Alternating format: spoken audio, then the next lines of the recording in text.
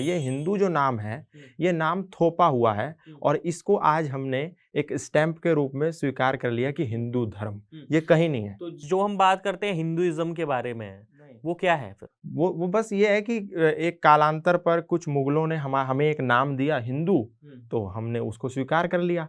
हिंदू शब्द कहीं नहीं है, असली जो शब्द है वो है सनातन वैदिक धर्म। हिंदू को आप उर्दू डिक्शनरी में देखेंगे, अरबी डिक्शनरी में देखेंगे, फारसी डिक्शनरी में देखेंगे तो उसका अर्थ है काला, चोर, लुटेरा, काफिर।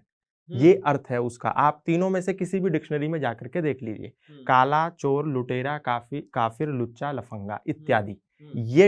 ये उन्होंने हमको दिया कि ये सिंधु के उस पार रहने वाले लोगों को हम क्या कहें, तो उन्होंने एक नाम दे दिया मुगलों ने। ये नाम उनके द्वारा दिया गया है। अब लोग कहते हैं कि ये नाम, ये जो तुम्हारी जो व्याख्या है ये गलत है। ऐसा नहीं है, सिंधु के उस पार रहते थे इसीलिए उनको हिंदू कहा। तो सवाल किया कि फिर सिंधु के उस पार रहने वालों को सिंधु क्यों नहीं कहा, तो उन्होंने कहा सिंधु इसलिए नहीं कहा क्योंकि वो सा को हा बोलते थे, सा को हा बोलते थे। तो सवाल ये उठता है तो वो फिर मुसलमान को मुहलमान क्यों नहीं बोलते थे? वो कहते हैं कि वो हम बोलते हैं ना सप्ताह, वीक को सप्ताह, तो वो सा को हा बोलते हैं इसीलिए वो बोलते हैं हफ्ता। हफ्ता आपने सुना होगा। तो फिर वो अन्यत्र स्थानों पर जो सा आया है उसको हा क्यों नहीं बोलते? तो ये जो सिर्फ सिंधु के लिए क्यों है कि वहीं पे क्यों ये लोगों ने गलत एक्सप्लेनेशन किया ताकि वो इस शब्द को हम लोग स्वीकार कर लें। असली बात तो यही है। अच्छा। आप जो उर्दू डिक्शनरी है, जो फारसी डिक्शनरी है, जो अरबी डिक्शनरी है, उसमें आप जाएंगे तो आप इसको अर्थ को समझ सकते हैं। हिंदू कोई चीज नहीं है, सनातन वैदिक धर्म जो सदा से चला आया। इस बार 1,96,08,53,123वां वर्ष चल रहा है जो सृष्टि के आदिकाल से है और इतना ही पुराना सनातन धर्म है। रूढ़िवादिता एक पीढ़ी का ढोंग, आडंबर, पाखंड अगली पीढ़ी की परंपरा बन जाती है। मैं एक उदाहरण दे रहा हूं, वो अज्ञानता के वश, अविद्या के वश, जानकारी के अभाव के कारण, शास्त्रों को ना पढ़ने के कारण आज जो स्वयं को हिंदू कह रहे हैं, जो हिंदू राष्ट्र के नारे लगा रहे हैं, जो भगवा टोपी पहन के, भगवा गमछा पहन करके हर हर महादेव का शंखनाद कर रहे हैं,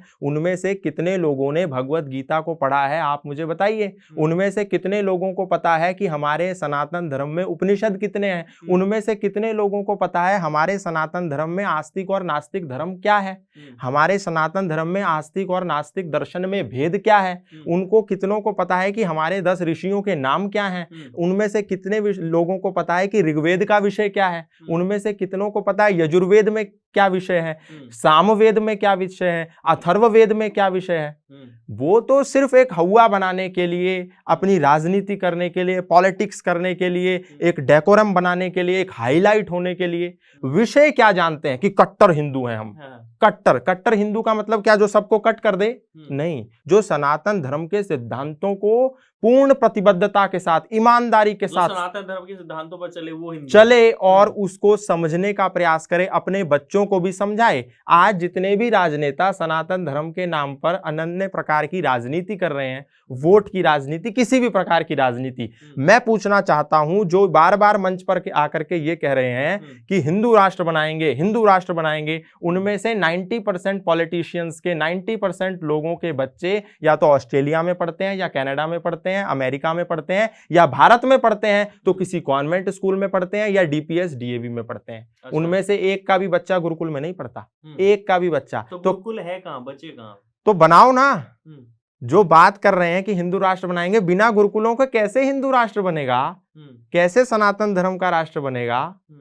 क्या सिर्फ हर हर महादेव से और जय श्री राम से बन जाएगा? राम मंदिर से बन जाएगा? राम जी तो कह रहे हैं कि मैं मंदिरों में फिर कैद हुआ तो फिर उजाड़ा जाऊंगा। अगर मैं मंदिरों में सिर्फ कैद हुआ तो फिर उजाड़ा जाऊंगा। मुझे विद्यालयों में भी पढ़ाया जाए, मैं तभी काम आऊंगा।